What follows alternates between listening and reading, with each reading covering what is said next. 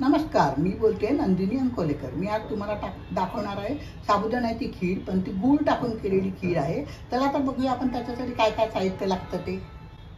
साबुदाण्याच्या गुळाची खीर करण्यासाठी लागणारं साहित्य हा 1 कप मापाने मी साबुदाणा धुवायचा आहे। हा 1 कप साबुदाणा घेतलेला आहे मी। हा 2-3 पाण्याने आपण स्वच्छ धुवून घ्यायचा। पहिल्यांदा आपण हा साबुदाणा 2-3 पाण्याने धुवून 4 तास भिजत ठेवायचा आहे। अशा रीतीने तो भिजल्यानंतरच आपण त्याचा उपयोग करायचा। तर आता आपण पहिल्यांदा धुवून घेऊया। घालता आहे 2दा पाण्याने। आता आपण त्याच्यामध्ये पाणी टाकून 4 तास भिजत ठेवूया। वरपर्यंत थोडंसं पाणी आलं पाहिजे। असं व्यवस्थित आपण 4 तास भिजत ठेवू। मापाने मी गूळ घेतलेला आहे। आपल्या आवडीप्रमाणे गोड कमी जास्त आपल्याला करता येतं। आता गूळ पातळ करण्यासाठी 2 टेबलस्पून मी पाणी घेतलेलं आहे। 2 ते 3 टेबलस्पून ड्रायफ्रूट्स घेतले आहेत। तुम्ही तुमच्या आवडीने कमी जास्ती करा। त्याच्यामध्ये काजू, बदाम आणि पिस्ता आहे। 1 टीस्पून वेलचीची पावडर घेतली आहे। याच मापाने मी 2.5 कप दूध घेतलं आहे आणि 1 टेबलस्पून तूप लागणार आहे। आता चला आपण गॅसकडे जाऊया आणि सुरुवात करूया। हा गूळ टाकून घेते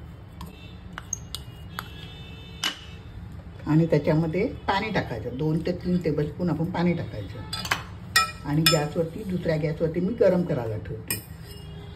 मी 1 टेबलस्पून आपण घरचं तूप टाकायचं चांगलं।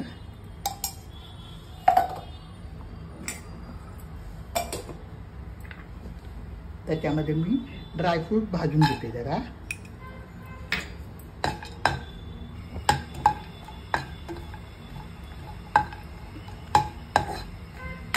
भाजून झाले। आता त्या तुपामध्ये आपण आपला साबुदाणा चांगला 4 तास आधी भिजवलेला मी टाकते। हा 4 तास आधी मी भिजवलेला साबुदाणा आहे। आता ह्याच्यात जरासा टाकायचा तो आणि थोडासा परतवायचा। खूप परतवायचा नाही, थोडासा परतवायचा तो तुपामध्ये। साबुदाणा थोडा परतून झाला आहे। आता हे दूध टाकते मी।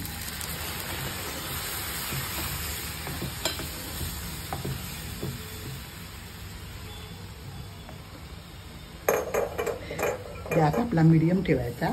चांगली उकळी होऊ द्यायची। ही खीर मी गुळातली करते आहे।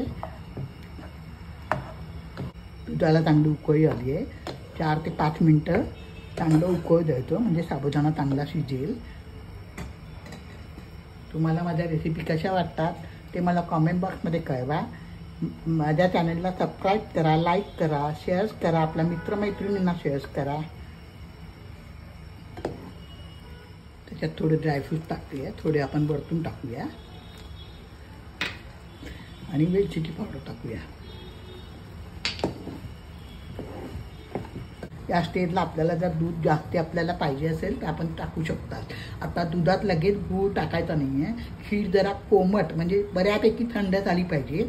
नंतर त्याच्यामध्ये मी हे गुळाचं पाणी करून घेतलेलं आहे ते टाकायचं, गाळून टाकायचं, म्हणजे त्याच्यात गुळातला कचरा वगैरे काही जाणार नाही। आणि मग ही खीर गरम करायची नाही, कारण गुळामुळे काय काय वेळेला खीर फाटायची भीती असते। आता ही पूर्णपणे थंड होऊ द्यायची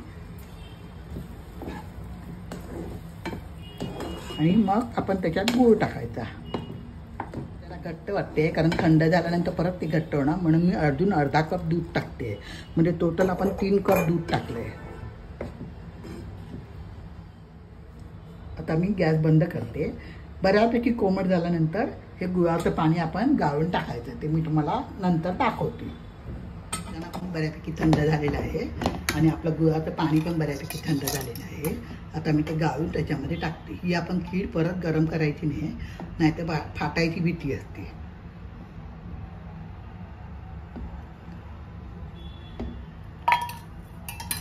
आता नीट मिक्स करते।